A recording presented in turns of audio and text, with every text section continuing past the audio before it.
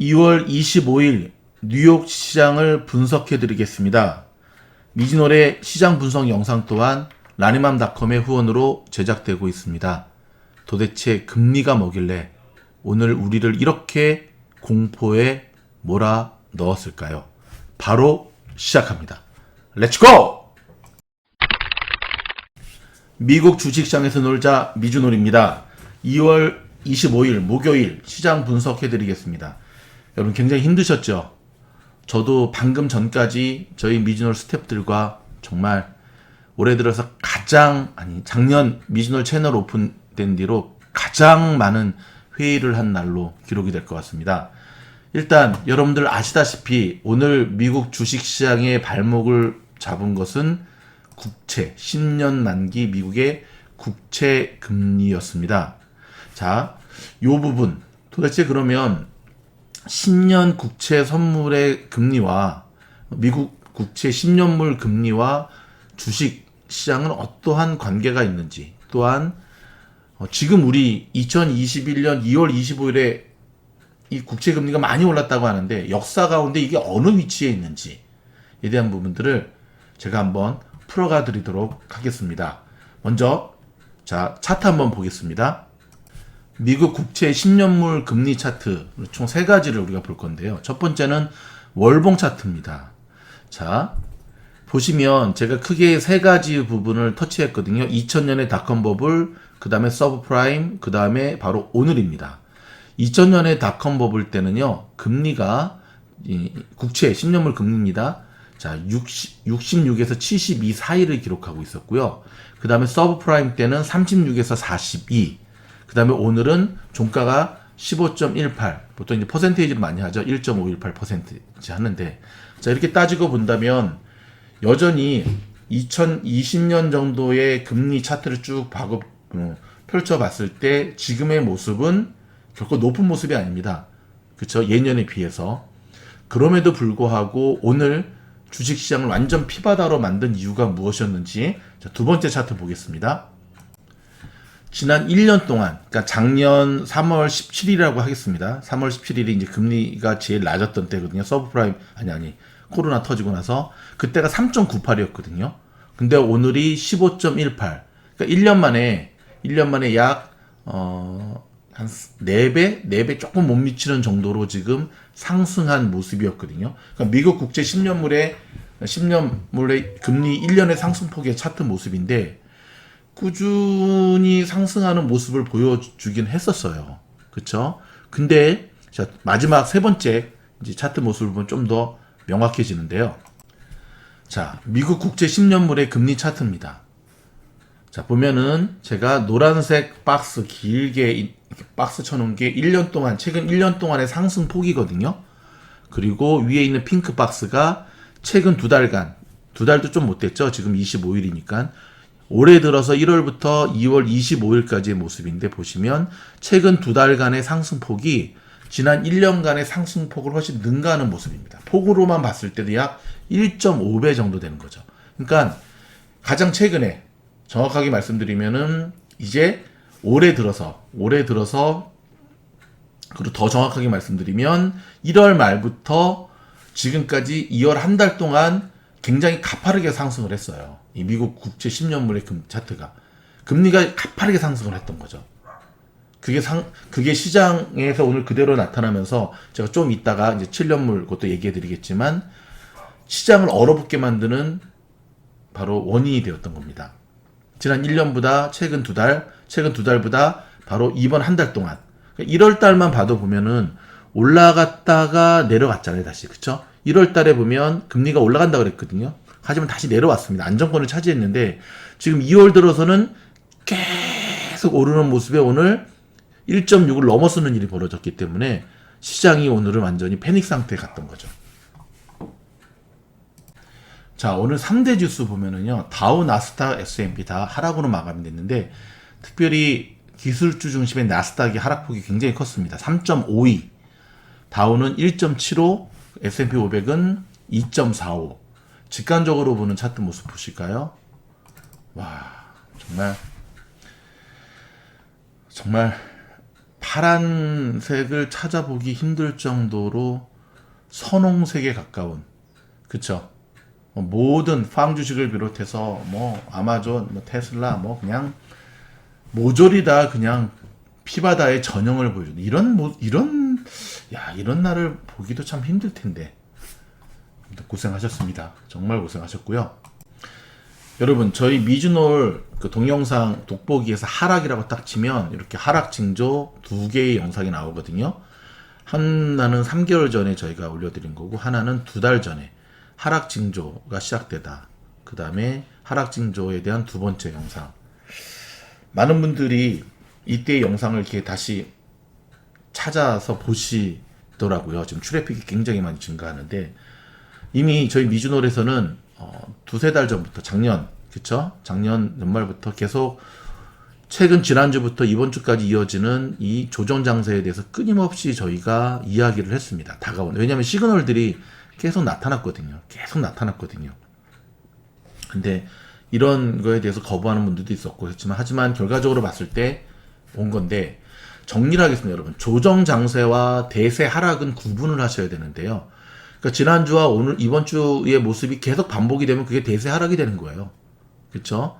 하지만 작년 같은 경우도 뭐 아무리 상승장이어도 조정장은 있습니다. 그렇죠? 4일 오르고 하루 정도 조정받고, 3일 오르고 하루 정도 조정받고, 또 3일 오르고, 이게 이제 상승장이고, 하락장 같은 경우는 3일 내리고 하루 살짝 오르고 또 3일 내리고, 이게 이제 조정장이고. 근데 조정장이 계속 이어지면 대세 하락장인데, 아직 대세 하락장은 오지 않았다가 저희 미주놀 스텝에서 내린 결론입니다. 대세 하락의 샘플입니다. 제가 어제 영상에도 말씀드렸지만, 지난주와 이번 주의 모습은 대세 하락은 아니에요. 이거는 대세 하락장의 샘플 정도. 여러분, 그렇게 생각해 보신 적 있습니까? 작년 3월에 코로나 한 달 내내 피바다 장세일 때, 오늘 같은 날이 한 달 내내 됐다고 해봅시다. 근데 여러분, 그때 정말 고수들은 그때 줍줍했고요. 그들이 큰 수익을 냈던 겁니다. 동일한 패턴이 한 번 다가오고 있는데, 지금 여러분들은 어떻죠? 하락장에서도 조정장에서도 수익을 내는 법에 대한 영상은 이 영상 이후에 바로 올라가니까 같이 시청해 주시고요. 자, 오늘의 주식시장의 모습을 다시 한번 총괄적으로 정리한 자료가 있어서 함께 나누면서 좀 마무리하려고 하는데, 오늘은 오른 종목 없고요. 어저께 제가 테슬라에 대한 영상 올려드리면서 아직 테슬라 들어갈 때가 아니다. 지금 많은 분들이 지금 막 죽고 싶어서, 그렇죠? 테슬라를 비롯해서 뭐 애플도 그렇고 막. 근데 제가 계속 얘기했습니다. 기다려라. 그렇죠? 안개가 거친 다음에 다시 운전해야 된다. 지금은 시장이 너무 불안하다. 그리고 지난주부터 저희가 계속해서 롤러코스터 장사가 될 거다. 롤러코스터 장사가 계속 될 거다 했는데, 이런 저희의 시그널을 잘 들으시고 잘 준비하신 분들은 오늘이 그렇게 어렵지 않았을 거고요. 여전히 그러지 못한 분들은 되게 힘들었을 건데, 다시 한번 말씀드리지만 조정장을 극복하는 가장 좋은 방법은 현금입니다. 여러분이 주식에 몰빵돼 있으면 굉장히 힘들었을 거고, 이미 이익을 실현해서 총알 쪽으로 옮겨져 있었으면 굉장히 오늘 같은 날은 어찌 보면 행복한 날이었을 겁니다. 분할 매수로 들어갔으면 되니까요.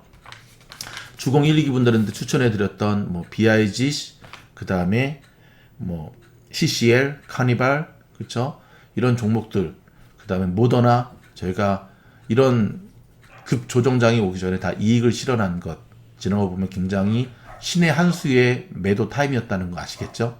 자, 계속 오늘 시장을 다시 한번 좀 분석을 해보겠습니다. 일단 어저께 아시겠지만 제롬 파월 미 중앙 연준이죠. 의장이 구원투수 역할을 했잖아요. 근데 시장은 그 구원투수, 우리 제롬 파월의 그 한마디가 이에 별로 하루밖에는 믿질 않았어요. 그러니까는 저렇게밖에 말할 수 없겠지. 응? 저렇게밖에 말할 수 없겠지. 하지만 말은 저렇게 하지만 금리는 오를 거다라고 하는 게 있었어요. 그래서 지금 많은 언론들이 심지어 시장이 지금 연준에 도전하는가 막 이런 자극적인 뭐 기사들, 금리가 발작을 시작했다 막 그러고 그런 거를 내놓고 있는데, 자, 좀 정리해 보겠습니다. 오늘 사실 시장 전에 나온 경제 지표들은 굉장히 좋았습니다.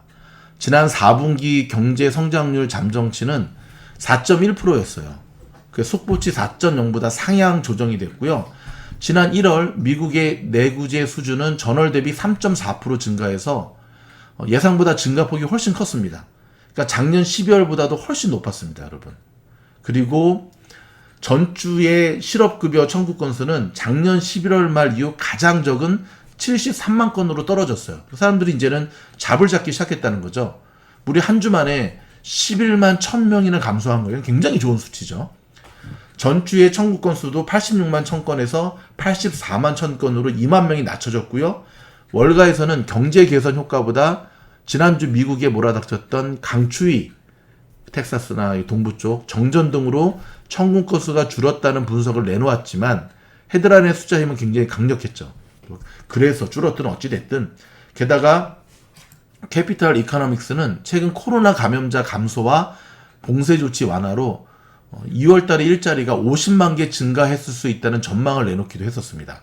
지금 차트 이제 보이시죠? 그렇죠?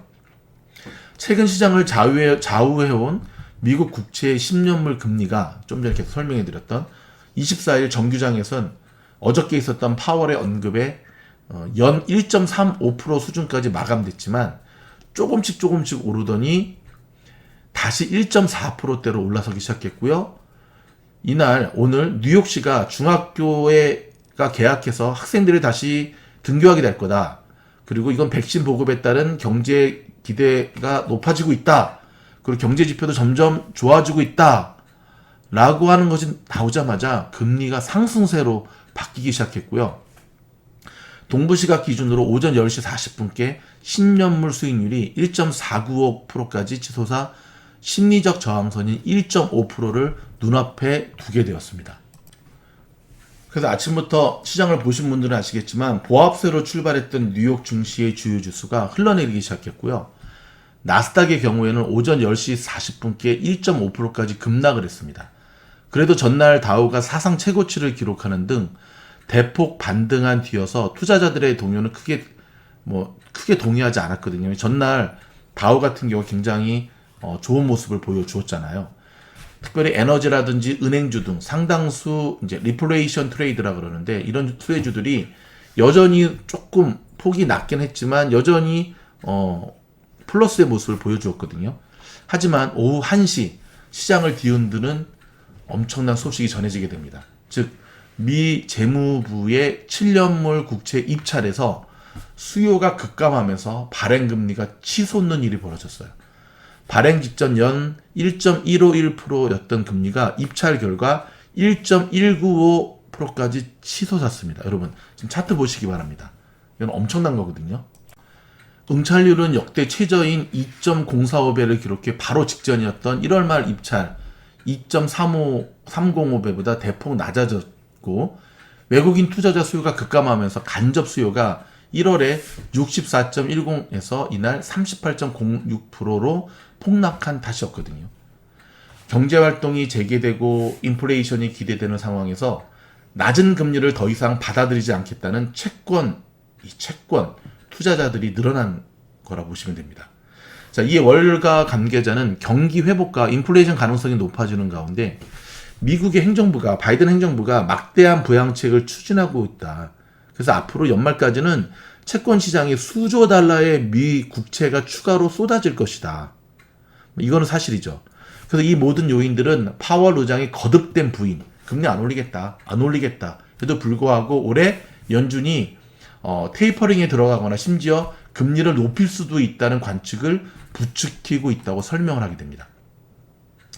조 바이든 행정부는 1조 9천억 달러 규모의 추가 부양책에 이어 3조 달러 수준의 인프라딜을 밀어붙일 것으로 전해지고 있거든요.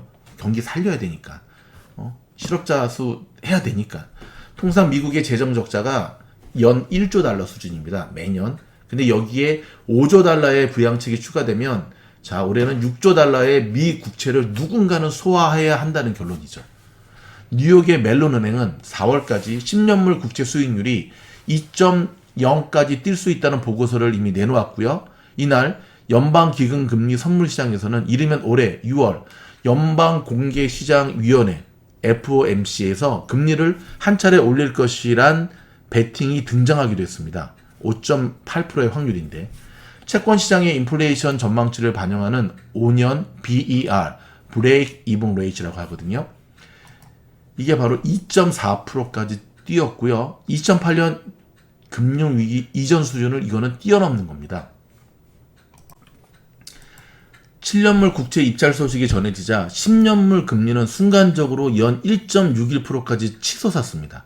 제가 오늘 이 영상 처음에 보여드렸던 일종의 시장에서는 발작으로 표현을 했네요. 연준의 영향력이 강한 단기와 중기 채권에서도 움직임이 두드러졌고요. 결국 5년물 수익률이 0.827%까지 올라섰고요. 전날 종가 0.602보다 무려 22bp, 그러니까 1bp가 0.01포인트거든요. 치솟은 겁니다. 이건 엄청난 거거든요. 그러면서 순식간에 시장이 공포에 휩싸이기 시작했습니다. 채권 시장뿐만 아니라 이 뉴욕 증시가 마치 뭐 해머를 진짜 얻어맞은 느낌이었고요. 막 추풍 낙엽, 나스닥은 500포인트, 약 4%까지 떨어지면서 13,109포인트까지 밀렸고요. 전날 종가가 13,597이었는데 결국 종가 기준으로 3% 넘게 나스닥 포인트가 떨어지는 모습을 보여주게 되었죠. 결국 다우는 1.75%, S&P 500 지수는 2.45% 급락했고 나스닥은 3.52%까지 추락했습니다.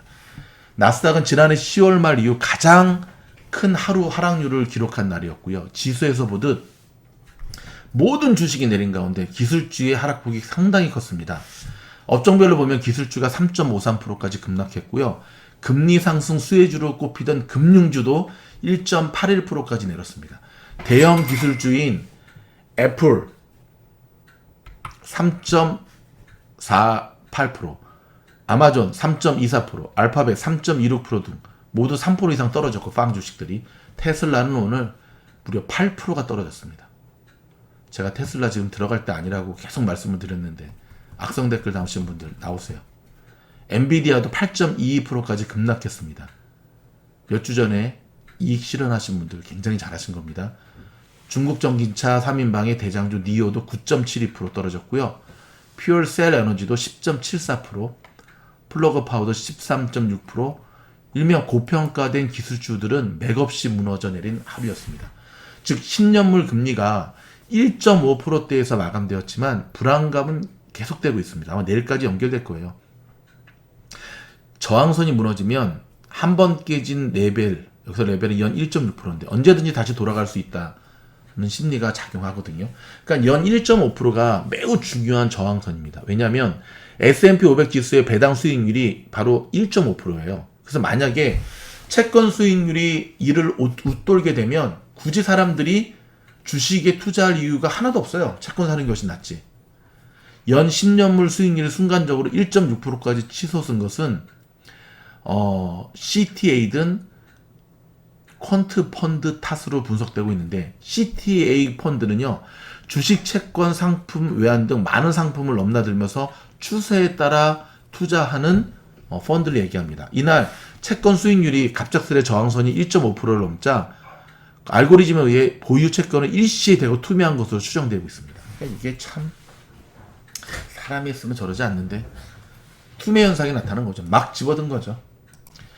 자, 월가는 예상합니다. 금리는 꾸준히 오를 것이다. 아무리 뭐 연준에서 안 한다 하더라도, 하지만 이렇게 급한 속도로 계속 오르기는 어렵다고 봅니다. 그쵸? 초반에 제가 그 금리 차트 보여드린 것처럼 그렇게 계속 오를 수는 없어요. 자, 릭 라이더 블랙록의 최고 투자 책임자는 CNBC와의 인터뷰에서 인플레 기대가 치솟은 게 금리 상승의 한 원인이며 인플레 발생을 기대한다. 하지만 지금 경제는 과거처럼 과도한 인플레이션이 생길 구조적인 여건을 갖고 있지 않다. 인플레이션을 2에서 2% 중반 사이로 전망하며 이는 그렇게 높지 않다고 말했고요. 그는 금리가 오르고 실질 금리가 상승하면 반작용이 있는데 이런 움직임이 매우 빠르게 일어났지만 실질 금리는 여전히 마이너스라고 덧붙였고요. 그러면서 실질 금리가 마이너스였기 때문에 그동안 극도로 완화적인 금융 환경에 있었다라고 했으면서 약간의 불확실성이 있고 시장 변동성이 나타났고 다시 조정되겠지만 주식에 대해 그다지 걱정하지 않는다라는 낙관론을 강조하고 있습니다. 이 부분에 대해서는 저희 미주노도 동의를 합니다. 대세 하락장이 아니고요. 이 지금의 요건 제가 이따가 다시 좀 마무리하겠습니다. 자, 월스트리트 저널은 현재 5년물 국채와 물가 연동체 TIPS를 기반으로 한 인플레이션 기대치는 2.4%로 높지만 10년물의 경우 2.15, 30년물은 2.1%로 더 낮다면서 이는 채권 투자자들이 인플레이션이 단기에 그칠 것이란 연준의 의견에 동조하는 것이라고도 볼 수 있다고 풀이했습니다.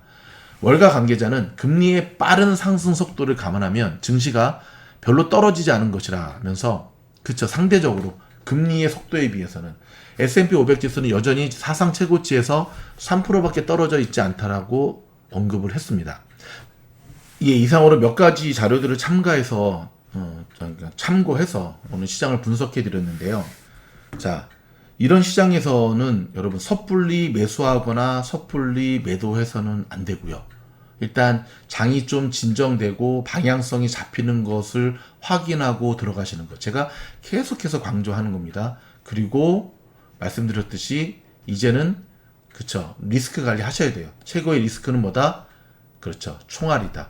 제가 몇 분 상담해 드린 분들 가운데 종목들을 많이 파셨던 분들 지금쯤 굉장히 탁월한 결정이었다는 것을 아시게 될 거예요. 그렇죠? 그 당시에는 좀 손해보고 파는 것처럼 느껴지셨죠? 하지만 지금 보니까 어때요? 정말 잘 파셨죠?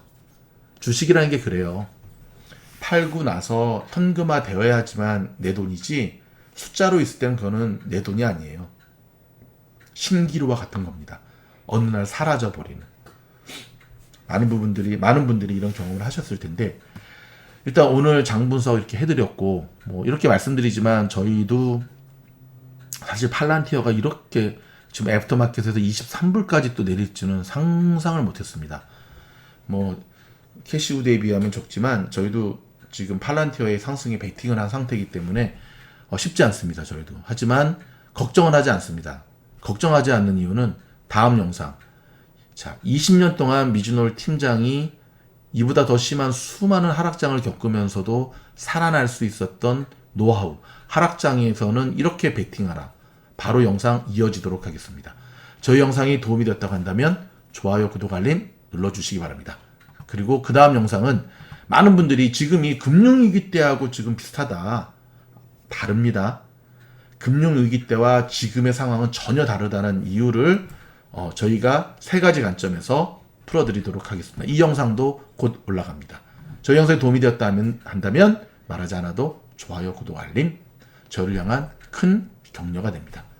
그러면 다른 영상에서 찾아뵙겠습니다. 화이팅!